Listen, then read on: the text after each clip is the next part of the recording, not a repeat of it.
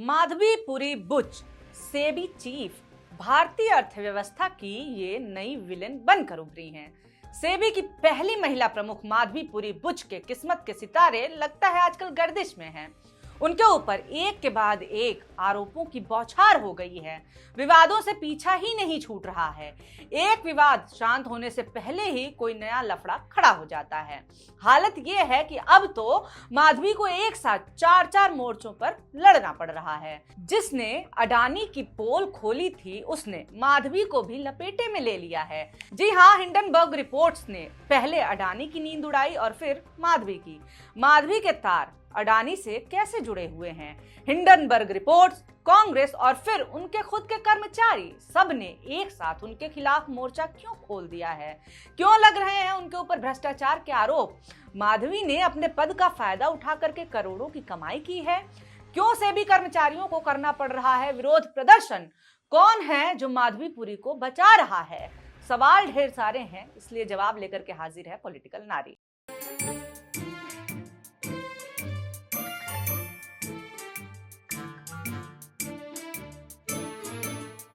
नमस्कार, मेरा नाम है निवेदिता शांडिल्य और आप देख रहे हैं पॉलिटिक्स। जब अडानी ग्रुप की धांधलियों का खुलासा करते हुए हिंडनबर्ग की रिपोर्ट आई थी तो किसी ने नहीं सोचा था कि इसके तार उन लोगों से जुड़ेंगे जिनका काम ही धांधली पर नजर रखना है।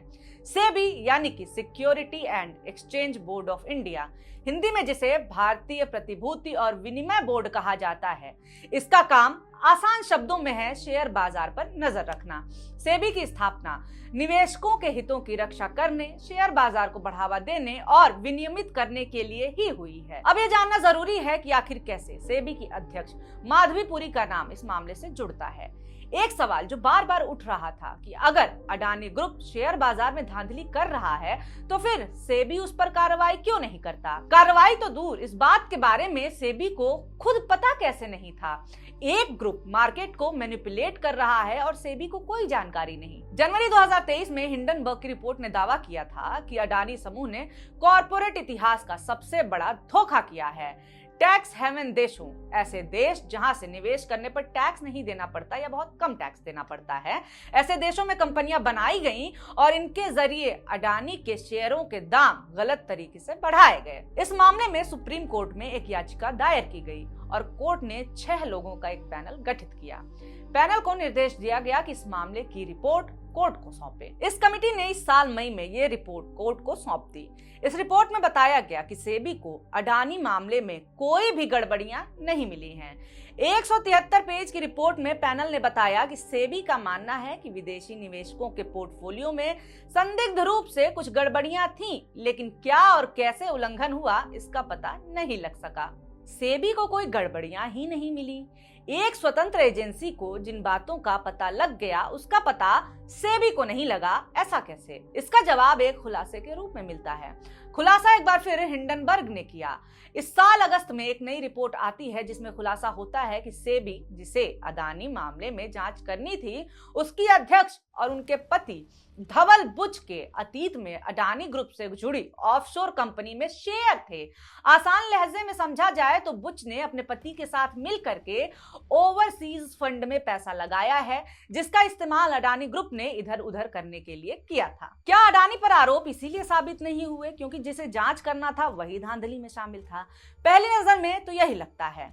बुच अडानी मामले में कॉन्फ्लिक्ट ऑफ इंटरेस्ट यानी कि अडानी समूह की जांच के दौरान हितों के टकराव के आरोपों का सामना कर रही हैं। इसका मतलब यह हुआ कि वो अपने पद के अनुसार नहीं बल्कि अपने व्यक्तिगत हितों और फायदों को ध्यान में रखते हुए काम कर रही हैं। रिपोर्ट में कहा गया है कि सेबी इसीलिए अडानी पर कार्रवाई नहीं कर रही है क्योंकि सेबी चीफ भी इस मामले से जुड़ी हुई हैं। हिंडनबर्ग ने यह भी आरोप लगाया कि माधवीपुरी बुच ने ब्लैकस्टोन को लाभ पहुंचाने के लिए REIT, real estate investment trust नियमों में बदलाव का प्रस्ताव रखा, उसे मंजूरी दी और सुविधाएं प्रदान की। यह भी बताया गया कि माधवी के पति धवल बुच ब्लैकस्टोन में सलाहकार के रूप में काम कर रहे थे। हालांकि माधवी ने इन आरोपों को पूरी तरह से खारिज कर दिया है।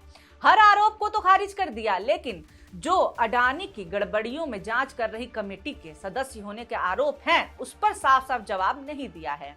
हालांकि मीडिया रिपोर्ट्स इस बात को सही साबित कर रहे हैं।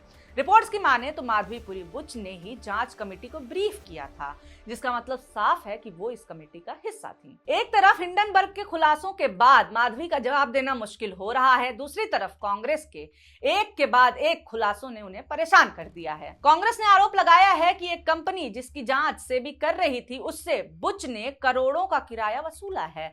दरअसल सेबी की सदस्य बनने के बाद माधवी ने अपनी एक प्रॉपर्टी एक कंपनी को किराए पर दे दी।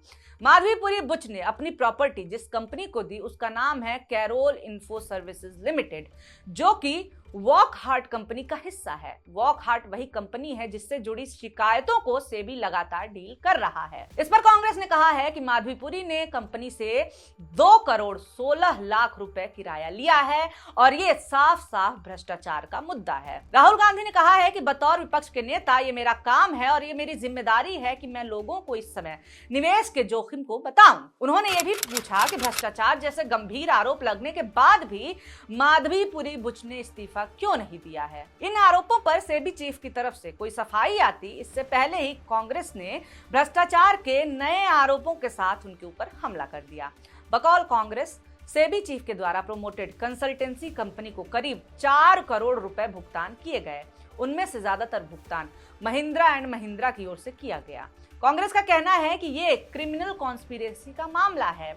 हिंडनबर्ग के बुच पर हालिया आरोपों को कांग्रेस ने दोहराते हुए कहा कि जिस समय माधवीपुरी बुच सेबी की पूर्णकालिक सदस्य थी और नियामक महिंद्रा समूह के खिलाफ मामलों की जांच कर रहा था, उस समय अगोरा एडवाइजरी प्राइवेट लिमिटेड को भुगतान मिला, जिसमें बुच के पास 99% शेयर हैं। यह सेबी कोड के सेक्शन 5 के तहत हितों के टकराव का मामला बन जाता है। कांग्रेस के आरोपों के बाद हिंडनबर्ग ने सवाल पूछा है कि इतने आरोपों के बाद भी सेबी चीफ चुप क्यों है। बाहर से लगातार हो रहे हमले को सेबी चीफ नजरअंदाज कर रही थी, लेकिन फिर खुद घर में ही विरोध की आवाजें उठने लगी।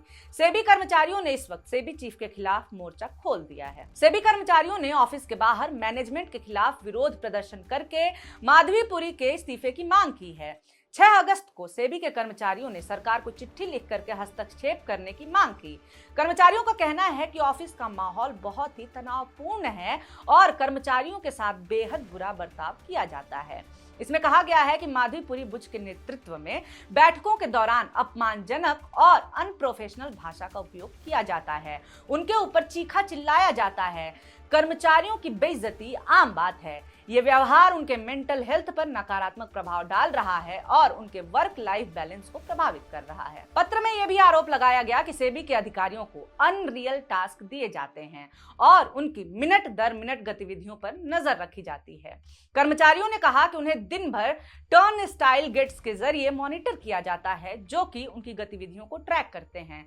इससे उनके कामकाजी माहौल में और ज्यादा तनाव पैदा हो गया है। ये सेबी के इतिहास में पहली बार हो रहा है कि कर्मचारी इस तरह से सड़कों पर आकर के मैनेजमेंट का विरोध कर रहे हैं। सेबी ने कर्मचारियों के इन आरोपों को खारिज कर दिया है और कहा है कि ऑफिस का माहौल खराब होने और सार्वजनिक अपमान की शिकायतें गलत हैं। सेबी का कहना है कि बाहरी ताकतों द्वारा कर्मचारियों को गुमराह किया जा रहा है। सेबी की यह सफाई साफ साफ झूठ नजर आ रही है। सेबी चीफ और मैनेजमेंट के खिलाफ सरकार को लिखे गए पत्र में 500 से अधिक कर्मचारियों के हस्ताक्षर हैं। सेबी में लगभग 1000 कर्मचारी हैं, यानी कि 50% से ज्यादा कर्मचारी सेबी चीफ और ऑफिस के माहौल से परेशान हैं। 1-2 लोग होते तब भी सेबी की इस बात में दम होता कि कर्मचारियों को भटकाया जा रहा है, मगर ऑफिस के आधे से ज्यादा कर्मचारी एक साथ कैसे भटकाए जा सकते हैं। बताया जाता है कि माधवीपुरी बुच की पहुंच बहुत ऊंची है, इतनी ऊंची है कि सरकार तक पहुंचती है। शायद यही कारण है कि आरोपों की बौछार के बावजूद उनके ऊपर कोई कार्रवाई नहीं हुई है। कार्रवाई तो दूर, जांच तक नहीं हो रही है। भ्रष्टाचार हो रहा है या नहीं, कर्मचारियों के साथ बुरा बर्ताव हो रहा है या नहीं, ये साफ करने के लिए सुप्रीम कोर्ट को अब स्वतः संज्ञान लेते हुए इस मामले की जांच करानी चाहिए। है या नहीं? आपको क्या लगता है? कमेंट करके जरूर बताइए। और हाँ, वीडियो अच्छा लगा हो तो लाइक जरूर कर दें। आगे भी ऐसे वीडियोस आपके सामने आते रहें, इसके लिए हमारे चैनल मॉलिटिक्स को सब्सक्राइब करना ना भूलें। बहुत शुक्रिया, बहुत धन्यवाद।